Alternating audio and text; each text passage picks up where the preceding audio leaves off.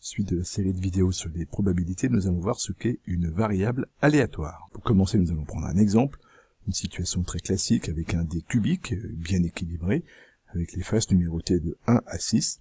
L'ensemble des issues possibles est donc 1, 2, 3, 4, 5, 6, on l'appelle souvent oméga, et chaque issue a une probabilité de 1/6, on ne revient pas sur toutes ces notions élémentaires. La particularité de la situation que nous allons étudier va être non pas d'étudier, mais de construire un jeu qui donne ce résultat-là. Si la face 6 apparaît, alors on gagne 5 €. Si la face 5 apparaît, on gagne 3 €. Si la face 4 apparaît, on gagne 1 €. Et si 1, 2 ou 3 apparaît, on perd 2 €.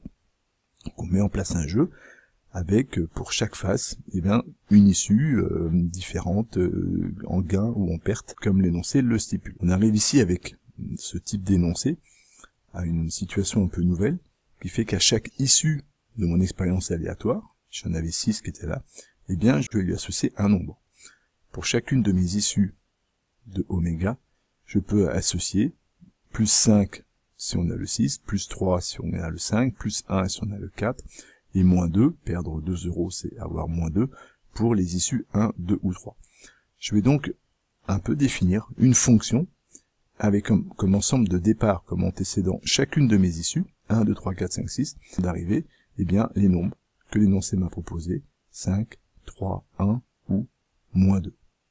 Alors en probabilité, quand on définira cette fonction, on lui donnera une lettre majuscule, grand X, grand Y, souvent grand X, et cette fonction associe à chaque issue, qui est donc précédent, le gain, ici dans mon exercice, obtenu. Et donc, on aura ce type de relation-là, x de 1 est égal à moins 2, x de 2 est égal à moins 2, x de 3 à moins 2, x de 4 à 1, x de 5 à 3, et x de 6 est égal à 5. On comprend bien, dans la parenthèse, mon antécédent, c'est une issue de mon expérience aléatoire, et l'image, 5, 3, 1, etc., sont des valeurs données par mon énoncé, selon le règle du jeu ici, qui m'a été fournie. Soit oméga, l'ensemble des issues d'une expérience aléatoire. Alors on va appeler une variable aléatoire grand X, définie sur oméga, donc l'ensemble de mes issues, qui associe donc à chacune de ces issues un nombre réel. On a donc le schéma, c'est exactement ce qu'on a vu dans l'exemple précédent, x de une issue de mon expérience aléatoire, comme antécédent, est égal à un nombre réel comme image. On met en lien une issue à un nombre réel.